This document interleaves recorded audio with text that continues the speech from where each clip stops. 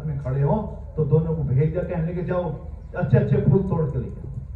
दोनों को भेज दिया तो महाराज जनक आए और आकर गुरुदेव के चरण छुए और चरण पकड़कर कहने, गुरुदेव ये तो हमारा अहोभाग्य है कि आप बिना सूचना दिए चले आए।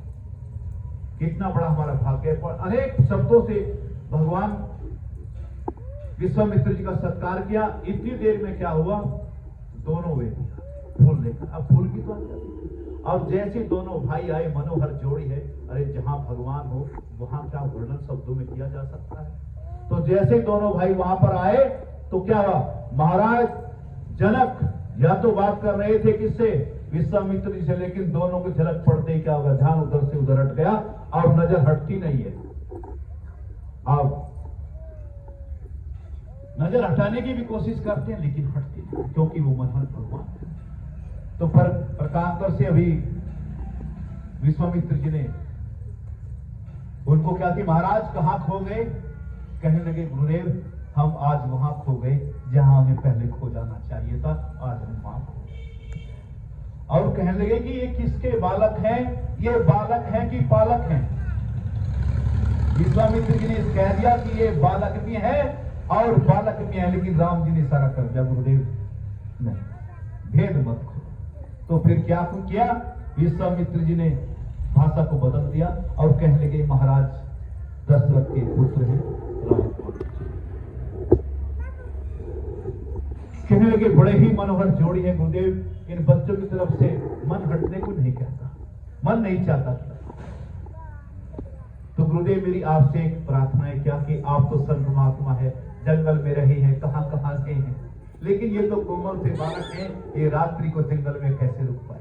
मेरा अनुरोध है कि आप सब चलिए और मेरे महल में आपका वेलकम है, स्वागत है। गुरुदेव ने स्वीकृति दे दी। तो महाराज जनक ने क्या किया, जिस सदन भवन में जानकी जी रहती थी आज उसको खाली करा दिया। क्यों कि यहां पर आज प्रभु राम आने वाले, और उसी सदन में उसी भवन में अब इन दोनों को वहां पर तीनों को ठहरा दिया कि यहां पर रहे। तो देखकर जहां पर भक्ति देवी रहते हो तो सबने बड़ी प्रशंसा की कि गुरुदेव इतना सुंदर और भव्य, मन को कितना शांति देने वाला ये मकान है। कहने लगे कि बहुत सुंदर है, बड़ा मन को लुभाने वाला है। कुछ समय के पश्चात में बात चलती थी तो राम और लखन के मन में आया, और बच्चों के मन में ऐसा होता भी है। कहने गुरुदेव अगर आपकी आज्ञा हो तो हम जनकपुरी में घूम आए। बच्चों का मतलब होता है, मेरे पास आश्रम में भी आते हैं ना बाहर के, तो वो आश्रम कस्बे से बाहर है। कहने गुरुदेव अगर आपकी आज्ञा हो तो हम थोड़ा घूम आए। मगर चले जाओ देख लो। तो ऐसे यहां भी इन्होंने भी किया कि गुरुदेव अगर आपकी आज्ञा हो तो हम जनकपुर को देख आए। कहने के परमिशन चले जाओ, लेकिन ध्यान ये करना समय से लौट के आना है। कहने चलो। जनकपुरी में राम जी आए, नगर निवासी दर्शन पाए। राम सिया राम जय जय राम, राम सिया राम जय जय राम।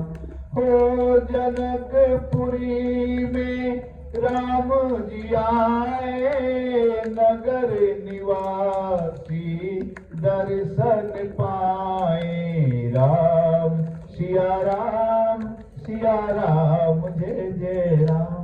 तो जैसे ही दोनों भाई अभी जनकपुरी में प्रवेश किया तो जनकपुरी तो क्या है, एक मोहनी मूर्त है।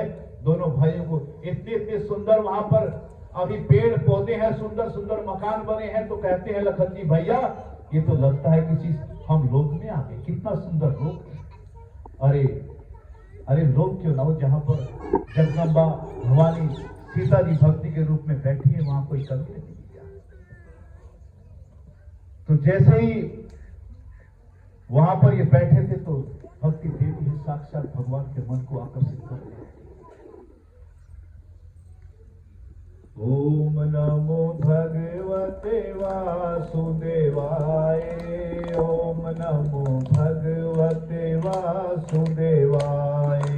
ओम नमो भगवते सुदेवाय। ओम नमो भगवते वास। तो जैसे जनकपुरी में प्रवेश हुआ तो देखा क्या, छोटे छोटे बच्चे उनको देखकर इतने खुश हो गए, टोलियां बन गई बच्चों की। अरे कहने क्या कि छोटे छोटे दो बालक आए हैं, दो वीर आए हैं, धनुष बाण टांगे हैं और पीतांबर और हरे दुपट्टे का उन्होंने फट्टा डाला हुआ है। क्या सुंदर दोनों भाई की जोड़ी बन गई है। और उसको देखकर सभी बड़े आकर्षित हैं, बड़ी प्रेम से सबने भगवान का दर्शन कर रहे हैं। और वे छोटे छोटे बच्चे क्या काम कर रहे हैं, सबको घुमा रहे हैं कि इस गली में आओ, हमारी इस गली में आओ, आप आई है तो इसमें घुमाई। बच्चे बस झूठ इकट्ठा हो गए। तो क्या हुआ, कुछ सखियां जो थी, कोई सखी थी तो ऊपर श्रृंगार कर रही थी मकान की अटारी पर। तो जैसे ही श्रृंगार कर रही थी तो कथा में वर्णन आता है